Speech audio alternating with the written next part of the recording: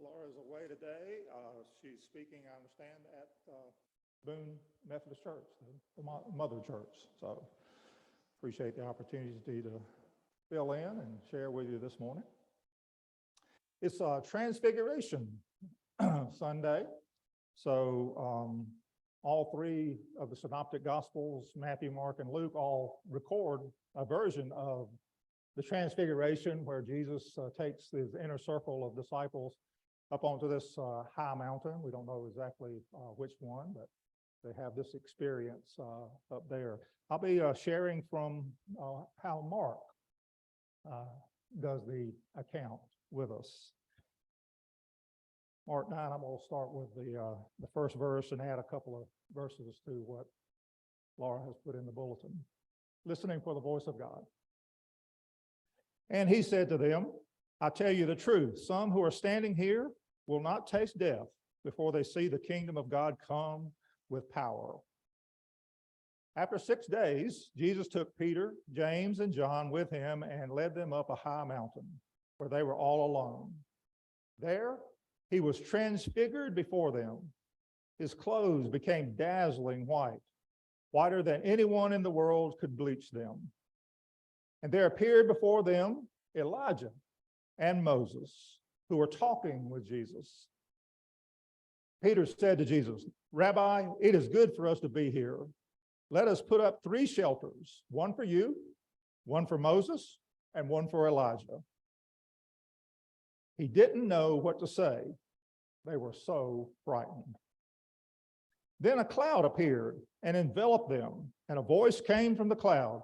This is my son, whom I love. Listen to him. Suddenly, when they looked around, they no longer saw anyone with them except Jesus. As they were coming down from the mountain, Jesus gave them orders not to tell anyone what they had seen until the Son of Man had risen from the dead.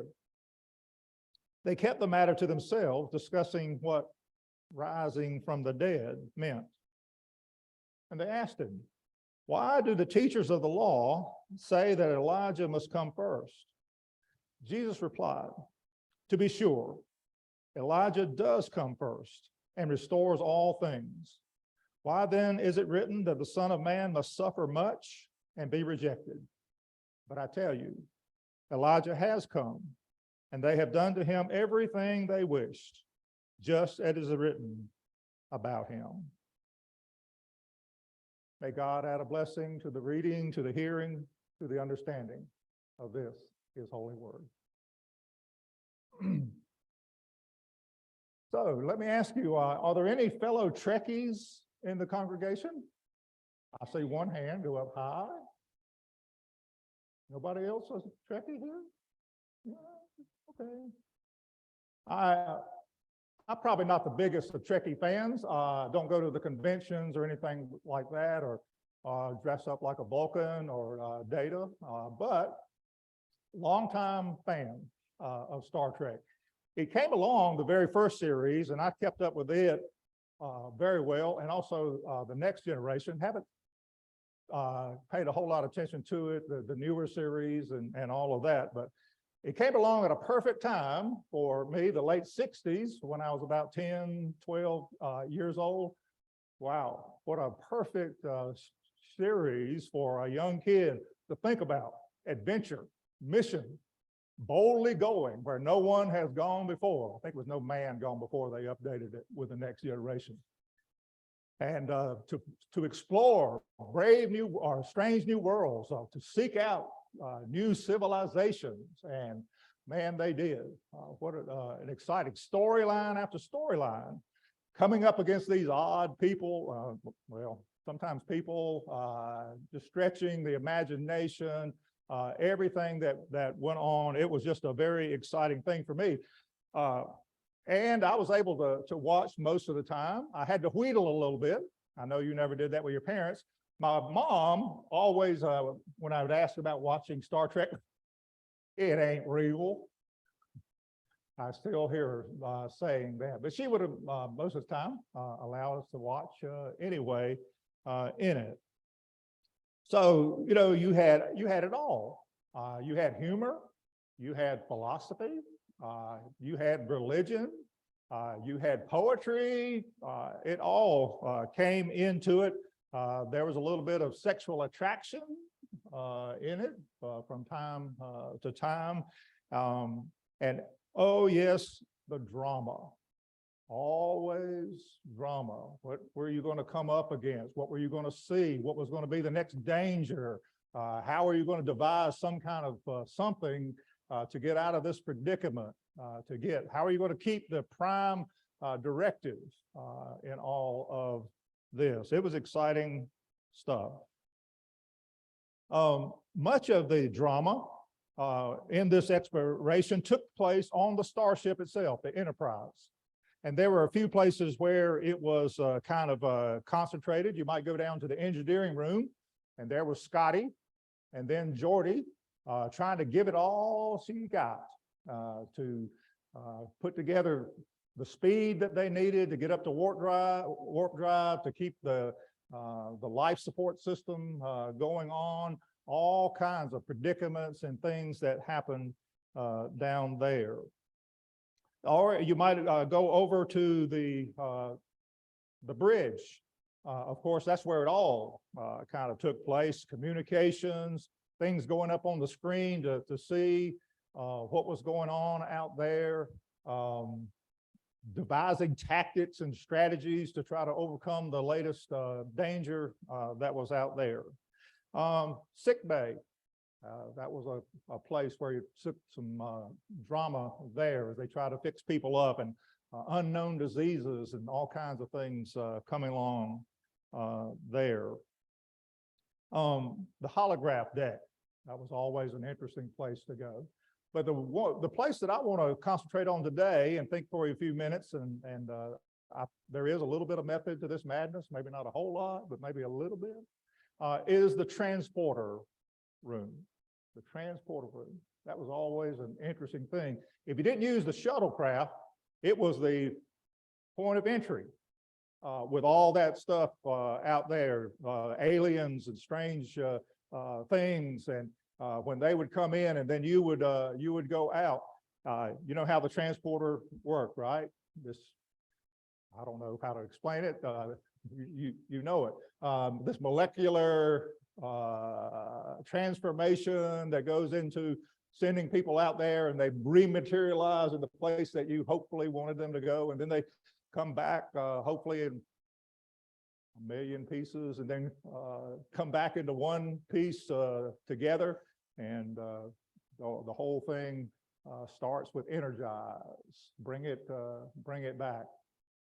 And it was always a kind of an interesting thing when you were in the transporter room to see what showed up, because usually you didn't know maybe exactly what would show up, and a lot of times there were surprises.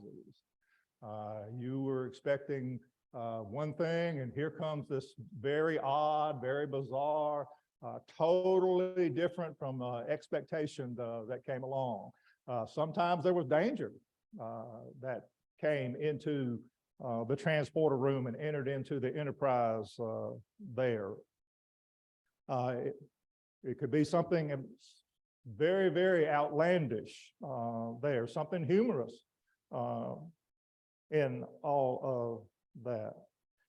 And then there was the going out, things coming in, things going out, and it had all the same elements. A lot of times you didn't know what you would find.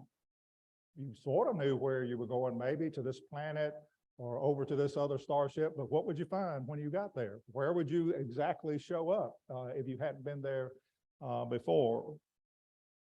Which brings us, and again, I told you a little bit of method to the madness, to the transfiguration. Transporter, transfiguration. You see what I did there? Wasn't I clever? Oh, okay. Some of the same things going on with the disciples there. Again, Jesus, this very tight inner circle, James and John, who were brothers, and Peter, they were there with Jesus several times. Later on, they'll be in the Garden of Gethsemane with him, and the other disciples off a little bit. Always a little concerned about Andrew. James and John brothers. Having three brothers myself, always concerned, why not Andrew to go with Peter? But anyway, that's another sermon we'll take a look at. Shades of watching in the transporter room in this event that takes place, because certainly it was fascinating. All of a sudden, Jesus lights up. Radiance, they said his clothing, flashlight, illuminated like nothing in this world. And certainly it was otherworldly, a bit alien, if you will. And it was a scary thing. This wondrous seeing Jesus, if you will, in a whole new light. Like observers in the Enterprise, it seemed like it didn't happen all at once. It was slowly emerging, coming in to focus here. Sometimes that took place on the Enterprise where remember how sometimes the coordinates might be a little bit off? There might be some atmospheric interference there, and it was a little bit of a give and take there. Sometimes whoever was coming in would sort of halfway show and then fade out, and then and everybody's so anxious about it. Will it take place? Will we be able to get them here safely, or will we be able to get there safely? Peter and James and John had to be a little bit discombobulated. What in the world is happening here? The scripture, again, having various gospels say they varied a little bit on exactly what took place, but certainly as they witness this, Jesus being joined by these legendary prophets, none other than Moses and Elijah, watching him burst into a blazing light and hearing this voice from heaven. It had to be something disconcerting, a little bit disorienting. In one account, it says they fell asleep, almost like they fainted right out. It was too much for them. It was overwhelming to see Jesus, who they'd walked with, who they'd come to know in this new light. Peter, they said he was so confused, he didn't know. He said, let's just build some booths here. It's good to hear. And they even put it in parentheses. He was just totally confused, didn't know what to say, didn't know how to react. And then, just as suddenly, gone. Elijah, Moses, there, the radiance from Jesus apparently fades away, not completely, because of the reaction of the crowd when he gets down the hillside. He must have still been some afterglow. And it's the four of them again, the three close disciples and Jesus. As they move back down the hill, didn't read the account, but I'd like to add it to what we're doing because I think it is significant. They're trying to make some sense of it. What is it that we just witnessed? What is it that we just saw? And how does it fit into all of this? And Jesus starts to talk to them about his suffering to come and the cross. He had just told them about that the first time before going up onto the mountaintop at Caesarea Philippi. You remember where Peter, when Jesus asked the question, who do people say that I am? They say one of the prophets and all this. He said, well, who do you say I am? And Peter says, thou art the Christ, the Son of the living God. And Jesus says, good answer. God has revealed this to you, and then immediately starts to tell them about his going to the cross and what that was going to be, that he would suffer there, and then he would rise again. And so he's telling them for the second time as they go down the mountain here, and they're trying to fit this together. How does Elijah work into this? And Jesus tells them Elijah's already come, and they realize he's talking about John the Baptist has already been and introduced them. And then they arrive at the base of the mountain, and a brouhaha is going on. Do you know what a brouhaha is? It's total confusion, chaos. Apparently, a man has brought his son to Jesus for healing. He's got this demon, this evil spirit that has been afflicting him for years and years. He hears about Jesus, brings him there, but Jesus isn't there. Jesus is up on the mountain with the 3 disciples, but there's still 9 there, right? So they try their hand at healing this boy. After all, they had done some healing before. Jesus had empowered them, and they had gone out and healed all kinds of diseases and cast out all kinds of evil demons and so forth. So it wasn't totally outlandish that they would give a shot at it, but they couldn't do it. Didn't work. So you got all this going on, trying to do this, and the religious authorities have shown up, and for whatever reason, they're bent out of shape over what is taking place. I guess the disciples aren't doing this exorcism correctly, so they add into it. So a big to-do is going on. But Jesus asks some questions. What's taking place?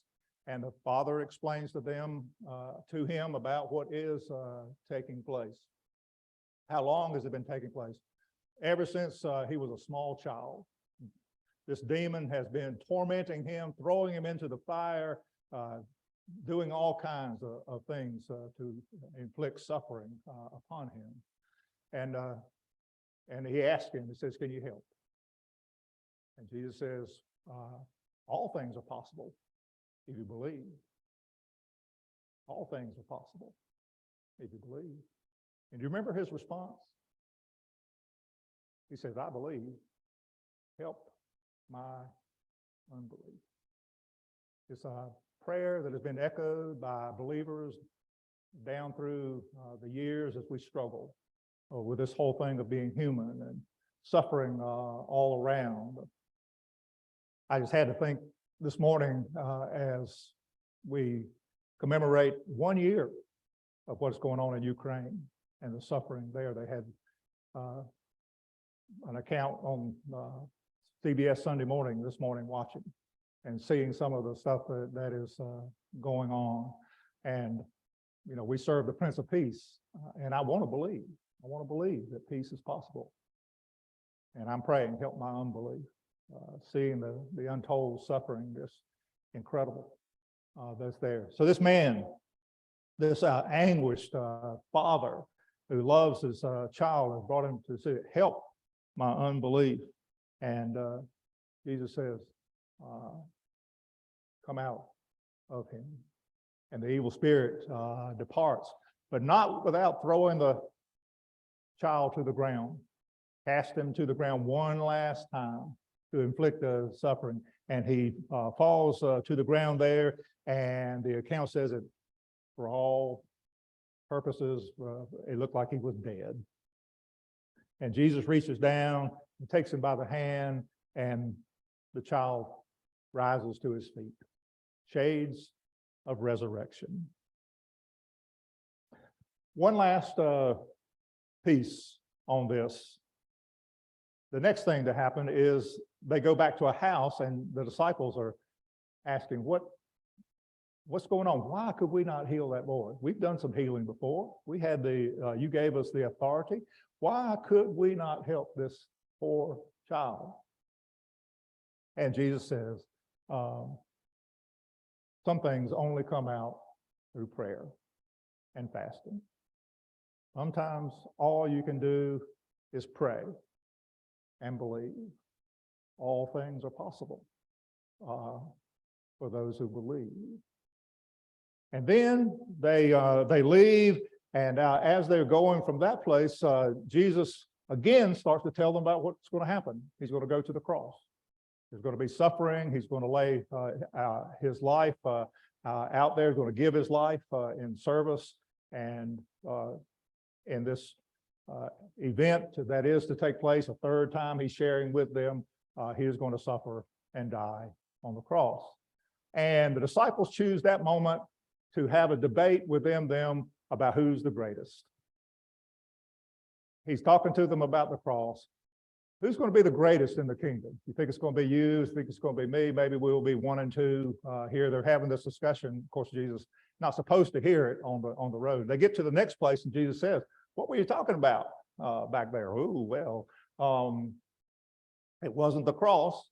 And so he takes another child that's sitting the same one that he healed, but he puts them in the middle of them. He says, "You want to talk about greatness? You want to see greatness? You want to think about greatness in the kingdom? There you go. Right there. Plain and simple in front of you." You're still struggling, still the focus to come in, to see what is all going on there. But Jesus is showing them it's about the cross. It's about sacrifice. It is about service. It is about childlike belief.